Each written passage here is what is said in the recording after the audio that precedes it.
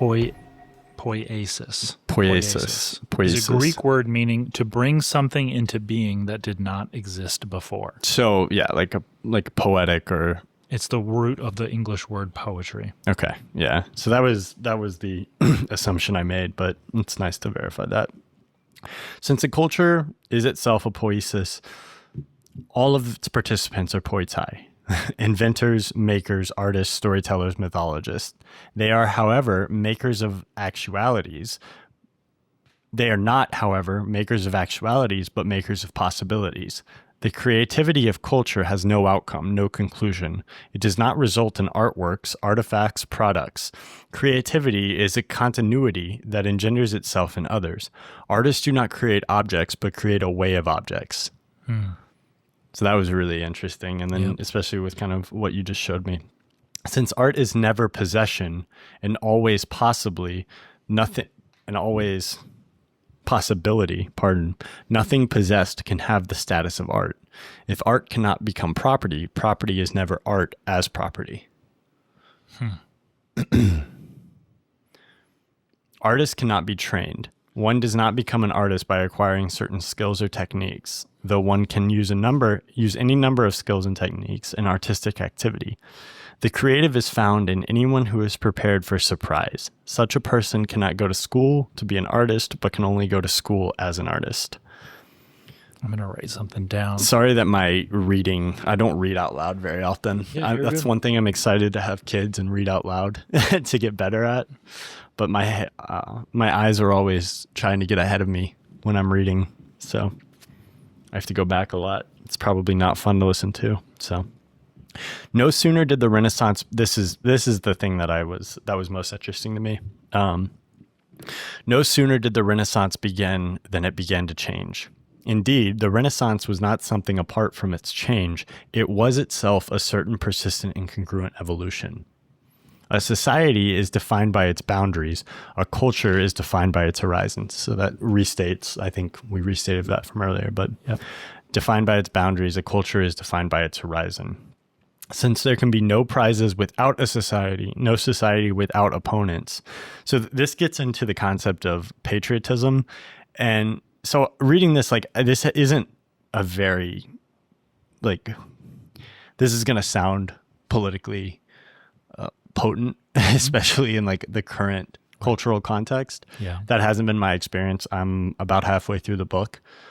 Just so as I'm hyper sensitive to anything that so that hasn't been my experience. Right. Obviously I'm taking really small snippets and reading it. So if that's the initial thing is, oh, this book is not worth reading because I think Matt can attest, I probably wouldn't continue to read it if that was the case.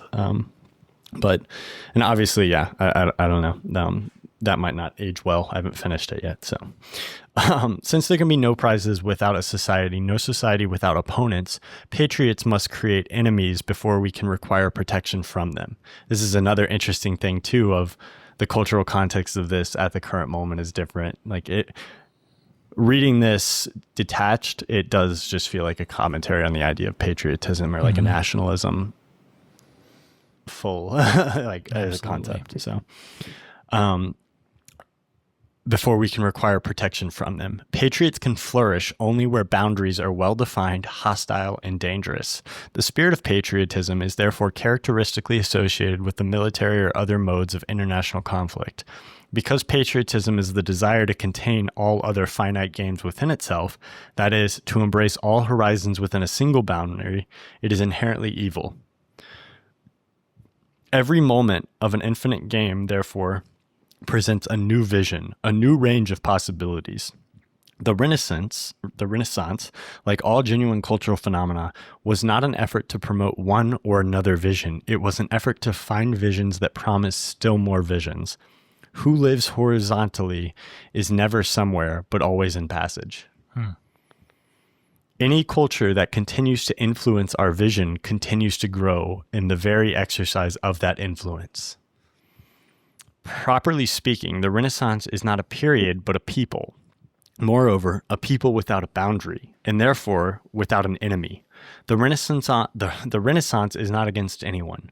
Whoever is not of the Renaissance cannot go out to oppose it. They will find only an invitation to join the people it is. I think that's a really interesting concept of almost like a litmus test for the authenticity of an idea. Is it opposed?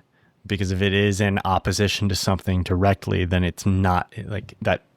Almost it fails that litmus test of its authenticity as a concept or as something that's seeking a horizon. It fails that finite versus infinite test. That's something I've kind of been thinking about since I read that.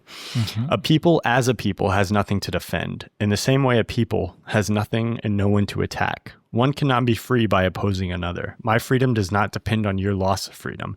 On the contrary, since freedom is never freedom from society, but freedom for it, my freedom inherently affirms yours. A people has no enemies. Just as the blowing, and then this is a Hegel quote, and I thought this was great.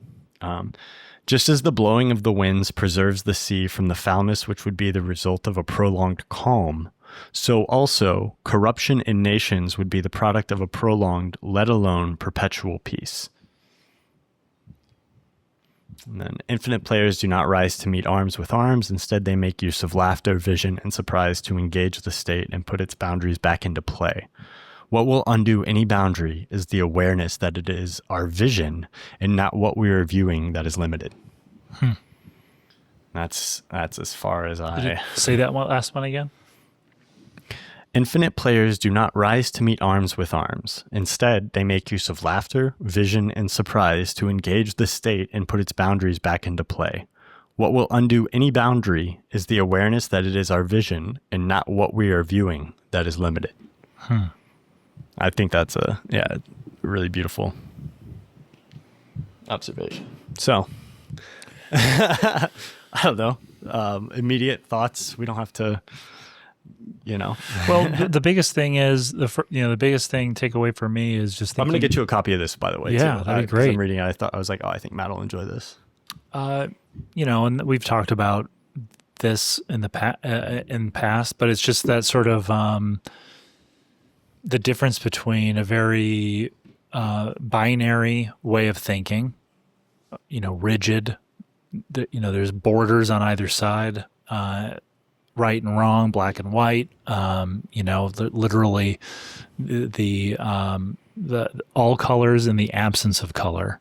And there's that rigidity to it. And I think in a past episode, we talked about things being on a gradient, a spectrum. And that's what I think about with the infinite games is these things, don't have these hard rules, binary thinking, right, wrong, black, white, and it doesn't seek to manufacture them. It seeks to just continue to expand and, like you said, push those boundaries and remain in an infinite state. So that is an incredibly smart, elegant, poetic way of articulating for me just that simple idea that often divides a lot of us, those of us who are rigid, black and white, right and wrong, my way or the highway, all of that. And then other people that are just sort of like, every encounter is just infinite possibility. Yeah. Or they're just sort of like, well, I'm not going to try to define this necessarily. I'm just going to try to have the most awareness I can of what it is. Yeah. The people that I have a lot of conflict with, not that there's a lot, but they tend to be people that, think in very rigid and structured ways. Again, right or wrong, black, white, all that binary. Without getting into, therapy or anything, something that I, really try to do. Yeah, we've never done therapy on this show. What I really tried to do just in my life after my mind being broken out of rigid thinking through going, imagine that, art school, acting school, was to seek that information, that awareness of myself to not have everything so defined. At the same time, and I'll wrap up, but at the same time, I keep trying to troubleshoot my own issues, my own personality flaws, and trying to like define the molecular makeup of who I am. So I go, I see the definition of who I am. And now I can, I don't know, move on, be at peace, understand my Dispose nature. of that. Work Right. for the rest of your life to Yeah. overcome that. Yeah. Yeah. It had been a golden afternoon, and I remember having the familiar conviction that life was beginning over again with the summer.